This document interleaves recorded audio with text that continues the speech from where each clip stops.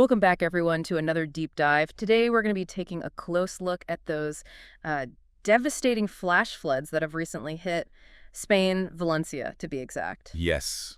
It's just heartbreaking to see the images coming out of the region right now. I know the rushing water, the destroyed homes. It's just hard to grasp the scale of it all, really. And sadly, the death toll is still climbing. Last I saw, it was over 95. It's just unthinkable. And, each of those is a life lost, a family shattered. Prime Minister Sanchez said, all of Spain feels your pain. And even King Felipe VI has expressed his just deep sorrow about the situation. And beyond the immediate loss of life, which is obviously just tragic, it's also, the home's infrastructure business is all destroyed. Yeah. That has a lasting impact. I mean, the road to recovery for these communities is going to be long and arduous. And it makes you wonder, could anything have been done to prepare for an event like this? Well, that's a tough question. Well, we know that these floods were triggered by that weather phenomenon called the Gota Fria, or sometimes it's called the cold drop, which sounds kind of harmless, almost a little bit poetic. Right. But the reality is anything but. Yeah, it's a bit of a deceptive name. Yeah. Can you explain how this cold drop actually works? So imagine you have this pocket of cold air high up in the atmosphere, and it collides with warm, moist air that's over the sea, in this case, the Mediterranean. Right. And that clash creates this unstable atmosphere and leads to these sudden and intense downpours. Oh, wow. It's kind of like if you think of a sponge filled with water and you squeeze it, you get that sudden release of water. That's kind of a similar idea. I see. Yeah. So it's a seasonal event, right? I seem to recall that it happens more in the fall. You're absolutely right. La Gota Fria typically happens between September and November. What's worrying, though, is that these events, they seem to be getting more intense in recent years. And some meteorologists suggest that there might be a link to climate change and the fact that the Mediterranean Sea is warming. So it's like if you turn up the heat on a stove, the water's going to boil faster and more intensely. That's a good analogy, yeah. Okay. So we have this potentially more intense La Gota Fria. And we also know that weather services were issuing warnings about a strong DNA in the days leading up to this. Yes, so DEDENA is the Spanish acronym for Depression Aislada en Niveles Altos, which translates to isolated depression at high levels. Basically another term for La Gota Fria. Got it. And while these warnings were out there, predicting the exact scale and location of these events, it's still a challenge. Yeah, it makes you wonder if there are ways to improve those predictions, especially if these events are becoming more frequent and severe. Definitely. But even with the warnings in place, it seems like the force of this flood just overwhelmed so many areas. There were reports of washed out roads, downed communication lines, making rescue efforts just incredibly difficult. Yeah, the damage to infrastructure has been just catastrophic in a lot of places. The only way to reach some of these areas is by helicopter, Wow. which of course is vital, but it can't move people and supplies as efficiently or as quickly as vehicles can. So it's just a race against time for these rescue teams. And speaking of transportation, the impacts go way beyond just roads and bridges. I mean, there was that terrifying incident near Malaga with that train carrying almost 300 passengers derailed because of a landslide. Yes, thankfully no injuries were reported in the derailment. Oh, that's good. But it just goes to show how widespread the effects of these floods are. Yeah. And actually, the national rail operator has suspended all services in the Valencia region indefinitely until further notice. They're just prioritizing passenger safety above all else.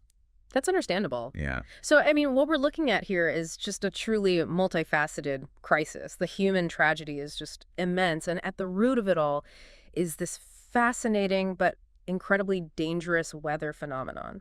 And while we are seeing incredible resilience from the Spanish people, the challenges ahead, I mean, they're just enormous. They are, but you see communities coming together to support each other, Yeah. which offers a glimmer of hope in all of this. Yeah, it's a good reminder that even in the darkest of times, you see that shared humanity, that instinct to help those in need. And that's when international support, I think, becomes crucial. Yeah, you're right. And we've seen the European Union step up, offering aid and activating the Copernicus satellite system to support those rescue efforts. And it's not just Europe. I mean, Germany offered their condolences and support, and the Portuguese prime minister has also sent a message of solidarity, pledging any assistance that they can provide. It's really heartwarming to see that global unity in the face of such a tragedy. It does offer some comfort knowing that Spain is not facing this alone. But even with all the support, the challenges ahead are still very significant. They are. The scale of the damage, the ongoing search for those still missing, and the just looming question of rebuilding, it's a very daunting task. Yeah. And, rebuilding is going to be a huge challenge. Yeah. I mean, we can't just keep reacting to these disasters, can we? We need to get ahead of them, understand the causes, and put measures in place to actually protect those vulnerable communities. Exactly. And when we talk about underlying causes, it's kind of hard to ignore the elephant in the room, which is climate change. Right. We touched on that earlier, the possibility that warming Mediterranean waters could be making these cold drop events even more intense. But I think it's worth diving in a little deeper. What does the science actually tell us about this connection? Well, the research is still ongoing, but there is growing evidence that suggests a link between rising global temperatures and the intensification of these kinds of extreme weather events, including Gota Fria. A warmer Mediterranean means more moisture in the air, which, when it combines with those cold air pockets, it can lead to even heavier downpours. So it's like adding fuel to the fire, basically. Yeah, exactly. And while we can't definitively say that this specific event was caused by climate change, the trends are pretty concerning. We're seeing these extreme weather events happening more often, and they're becoming more severe. And that has implications far beyond just Spain, right? I mean, other regions around the world are susceptible to these types of intense rainfall events, too. Oh, absolutely. This is a global issue. We see similar patterns in parts of Asia, North America, even Australia. So lessons that we learned from this tragedy in Spain, they could have really far-reaching benefits. That's a really good point.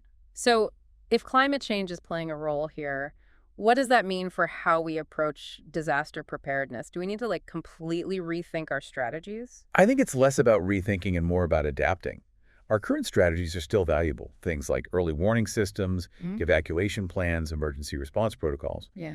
But we need to adapt them to this changing climate reality. Can you give some specific examples? Sure. Well, for one, we need to invest in more resilient infrastructure. That means stronger bridges, better drainage systems, buildings that can handle these intense rainfalls. And it also means rethinking urban planning, potentially relocating communities that are at high risk of flooding. That sounds like a pretty massive undertaking. It is. Yeah. It is. But it's an investment in our future. The cost of inaction is far greater than the cost of being prepared. And it's not just about physical infrastructure either. We need to build community resilience, educate people about the risks, empower them to take action, to protect themselves and their families. So it sounds like we need this kind of multi-pronged approach. We need better science, better infrastructure, and more informed and engaged communities. Exactly. It's a complex challenge, but it's not insurmountable. And in the face of this tragedy in Spain, we are seeing some encouraging signs. Oh, really? Like what? Well, look at the international response. Yeah. The EU, Germany, Portugal, they've all offered their support. That kind of global collaboration is absolutely essential if we're going to tackle this challenge effectively. It is heartening to see that level of solidarity. But even with the best intentions, it's hard to imagine a world where we can completely prevent these types of disasters from happening. You're right. We can't control nature, Yeah. but we can learn to live with it in a more sustainable way. We can adapt our practices, build more resilient communities, and work together to mitigate the risks. And that brings me back to the human element of this tragedy. Amidst all the statistics and the science, it's easy to forget the individual stories of loss and resilience. You're absolutely right. We need to keep those stories at the forefront of our minds. The families searching for their loved ones, the communities picking up the pieces, the first responders working tirelessly to help those in need. These are the faces of this disaster. And it's their resilience, their determination to rebuild that really gives us hope. It's a reminder that even in the face of unimaginable tragedy, the human spirit can endure, and it's that spirit that will ultimately guide us as we navigate the challenges of this changing world. So as we kind of wrap up our deep dive into this tragedy, it's clear that this event has so many layers. There's that immediate crisis, the human costs, and then these much bigger questions about, climate change and our preparedness for the future. What stands out to you as maybe the most crucial takeaway? Well, I think this event in Spain, it really highlights how interconnected everything is. Right. We've talked about the meteorology of Gota Fria, Yeah. but the impacts, they go so far beyond just the weather itself. Yeah.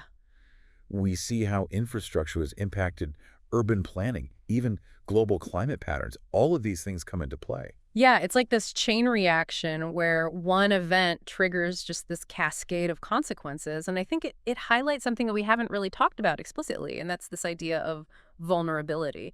Some communities are just more vulnerable to these kinds of events than others. You're right. Vulnerability can take so many forms, geographic location, Yeah. socioeconomic factors, even access to information and resources. Right. And understanding those vulnerabilities, that's really key to developing effective mitigation strategies. So it's not just about, building stronger seawalls or improving drainage systems. It's about addressing those root causes of vulnerability and building resilience at a community level. Exactly. It's about empowering communities to prepare for these events, to respond to them, and to recover from them. It's about making sure that everyone has access to the resources and support they need, no matter what their circumstances are. It's a good reminder that disaster preparedness, it's not just the responsibility of governments or aid organizations. It's something that we all have a role to play in, Right. whether that's checking on our neighbors, supporting local initiatives, or just staying informed about the risks. Absolutely. And, I think one of those hopeful things we can take away from this tragedy is just the incredible outpouring of support from around the world. Yeah, It shows that people care, that they want to help. yeah. And it's that collective action, that sense of shared responsibility that's really going to make a difference. Yeah, it is a powerful reminder that even in the face of just immense suffering, there's still this capacity for compassion and solidarity. And that's what gives me hope for the future. Me too. So as we conclude our deep dive, I want to leave our listeners with this thought. We've explored the science, we've talked about the human cost, the global response.